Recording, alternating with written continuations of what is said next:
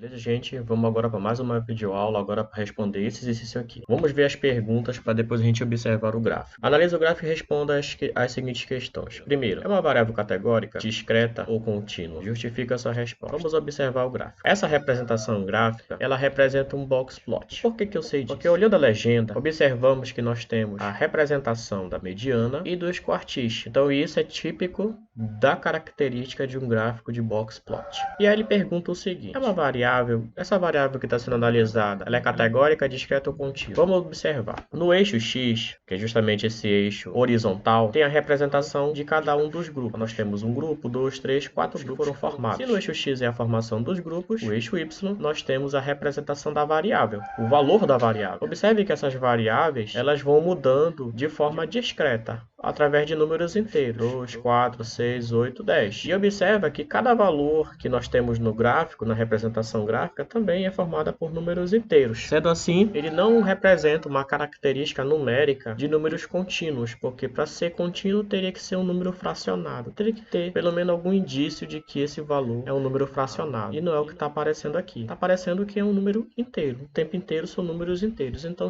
isso aqui no caso é uma variável discreta. Então, respondendo a primeira pergunta, a variável analisada é uma variável discreta porque ela é formada por números inteiros no eixo Y. Segunda pergunta. Analise o gráfico quanto à simetria e diga quais os tipos que são, caso houver. Observa lá. Então nós temos 4 grupos, nós temos 4 representações gráficas, 4 box plots. E aí vamos verificar. Como é que a gente sabe que existe assimetria a partir da observação desse gráfico? Nós vamos perceber através do deslocamento do segundo quartil, que são as linhas centrais. Aqui, pintado em amarelo, nós temos a amplitude interquartil. E aí, se essa mediana, esse segundo quartil, estiver deslocado para baixo ou para cima, nós temos um indício de que essa variável ela não segue uma distribuição simétrica, mas sim uma distribuição assimétrica. Outra característica também que nos dá indício é uma diferença de tamanhos das barras dos bigodes. Ou seja, percebe aqui que nós temos uma distância muito pequena comparado a essa distância aqui. Então aqui é muito maior essa dispersão do que aqui. Então se aqui é menos disperso do que aqui, então também é uma outra característica que pode estar nos demonstrando uma assimetria. Por exemplo, aqui nós temos uma dispersão muito alta. Aqui também. Percebe que só que essa dispersão aqui é maior do que essa. E por ser maior, isso representa também uma característica de assimetria, embora não tão evidente. E observa também aqui, olha, que o segundo quartil, ele está deslocado. Esse primeiro, olha,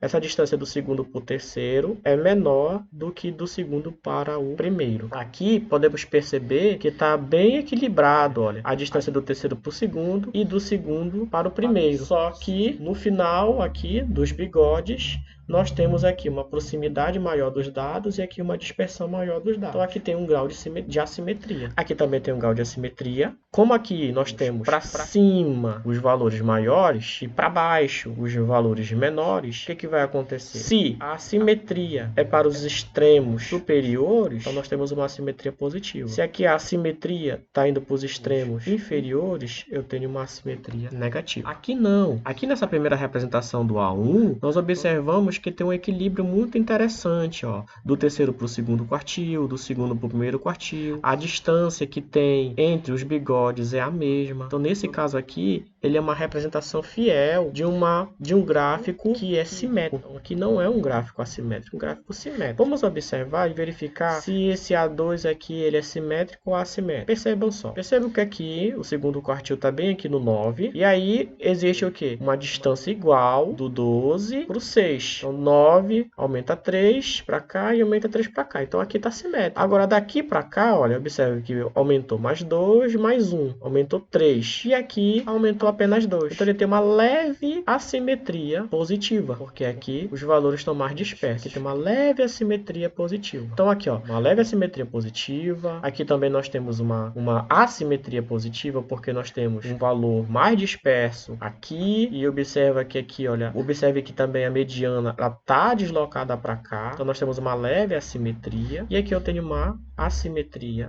negativa. Então, se eu pudesse dizer aqui, o A1 não tem assimetria, o gráfico é simétrico. O 2, ele tem uma leve assimetria positiva. O 3, o A3 aqui, ele tem uma leve assimetria positiva e o A4 ele tem uma assimetria negativa. E é essa a resposta para essa questão. Terceira, analise o gráfico quanto à curtose e diga quais os tipos que são caso houverem. Vamos ver. Quanto à curtose, nós vamos observar através do tamanho da amplitude interquartílica, que são justamente essas caixas. Então, nós temos as caixas. Quanto menor for a caixa, quer dizer que os nossos dados estão muito aproximados, muito concentrados ao redor da mediana. Quanto mais longe for essas caixas, quer dizer que esses dados estão muito dispersos em relação à mediana. Então, observa aqui, ó, de todos os 4 grupos, o grupo que representa a maior concentração dos dados ao redor da mediana é o A1. O A3 é o segundo que tem a maior concentração. O A4 é o terceiro e, por último, o A2. O A2 ele representa uma maior dispersão dos dados em relação à mediana. O que nós podemos dizer?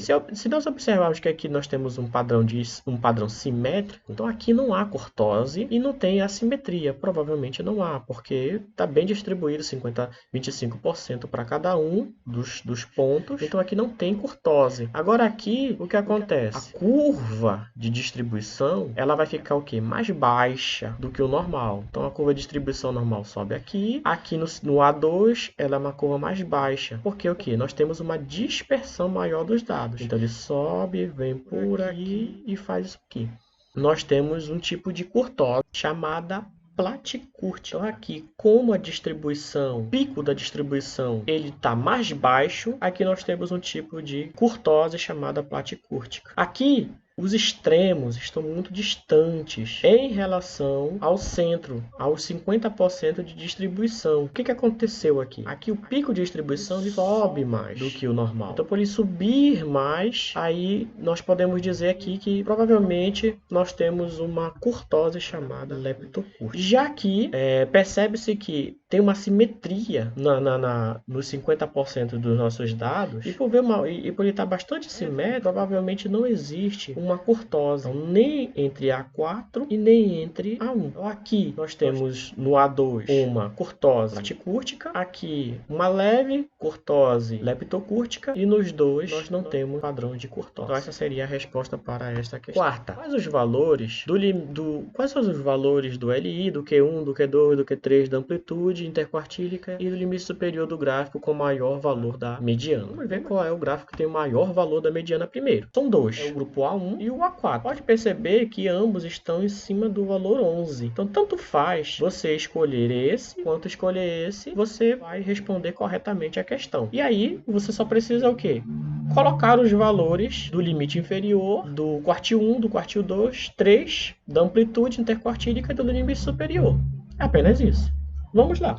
Isso aqui é uma tarefa bem simples. Qual é o limite inferior? O limite inferior é a extremidade inferior do gráfico, que é 8. Então, nós temos aqui o valor igual a 8. Que é o Q1, é o início da caixa, que é 10. Qual é o Q2? É o valor da mediana, que é 11. Q3, o limite da caixa, o limite superior da caixa, que é 12. Amplitude é a diferença do Q3 menos o Q1. 12 menos 10, 2. E o limite superior é o limite máximo do bigode, que é 14. Pronto. Se fôssemos fazer para este gráfico A4, ficaria da seguinte maneira: limite inferior 6, Q1 igual a 11, igual a 9, o Q2 vai ser igual a 11, Q3 igual a 13 e por último o limite superior igual a 14. E a amplitude interquartílica, ela vai ser a diferença do Q3 menos o Q1, 13 menos 9, 4. Pronto, respondido esta pergunta. Vamos agora para a próxima pergunta. Qual a porcentagem de dados que existem na amplitude interquartílica? Muito simples. Independente do tamanho da amplitude interquartílica, então a amplitude sempre vai ser a distância de Q1 até o Q3. Independente do tamanho que exista nela, nós temos 50% dos nossos dados na amplitude interquartílica. Então essa é a resposta para a pergunta número 5. Pergunta número 6. Qual a porcentagem de dados que existem em cada quartil? Vamos lá. Cada quartil. Onde é que estão esses quartis? Nós temos aqui é o primeiro, aqui é o segundo, aqui é o terceiro e aqui é o último quartil. Então aqui vai chegar até Q1, até Q2, até o Q3 e o final que é o limite superior. Cada distância dessa sempre representa 25%. Sempre, tá?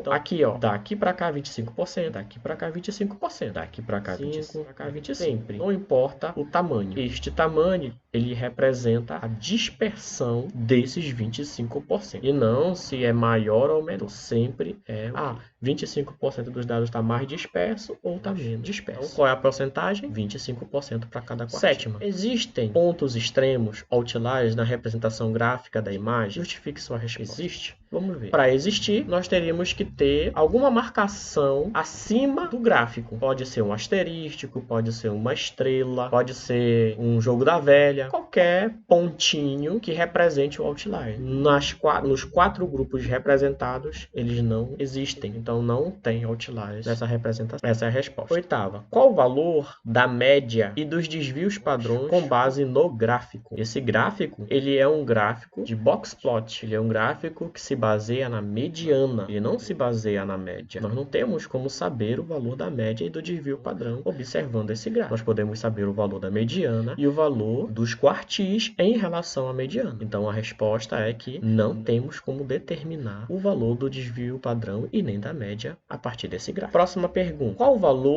Qual o grupo apresenta maior dispersão dos dados em relação à mediana? Justifique. Agora, a partir de toda a explicação, fica bem claro que os valores que podem ter maior dispersão ou é o A2 ou é o A3. Vamos observar a seguinte forma. Daqui para cá, olha só, daqui para cá nós temos 50% dos nossos dados e eles demonstram estar bastante dispersos. Aqui, os 50% dos nossos dados estão muito concentrados. Aqui está mais disperso. Só que os outros 50% dos dados dessa parte aqui, somada dessa, 50 aqui, ou seja, 25 mais 25, que é igual a 50, ele se encontra mais disperso do que o do gráfico A2. Então, nós temos aqui duas situações bem complicadas de analisar, ou seja, a amplitude interquartílica é mais dispersa, que é a amplitude do A3. Já os outros 50% dos dados do A3 é bem mais disperso em relação ao A2. O que nós podemos dizer? Nós podemos dizer o seguinte, que tanto faz, podemos dizer que o A3, ele representa uma dispersão maior devido ao fato de que os dados, olha só, a distância que ele alcança, ou seja, o valor superior até o valor inferior, é muito maior do que comparado ao A2. Embora percebamos aqui que a dispersão dos valores ela é alta, próxima à mediana, mas analisando a totalidade dos dados, o A3 é muito mais disperso, então ele alcança valores até 17 e valores que chegam a 4, enquanto que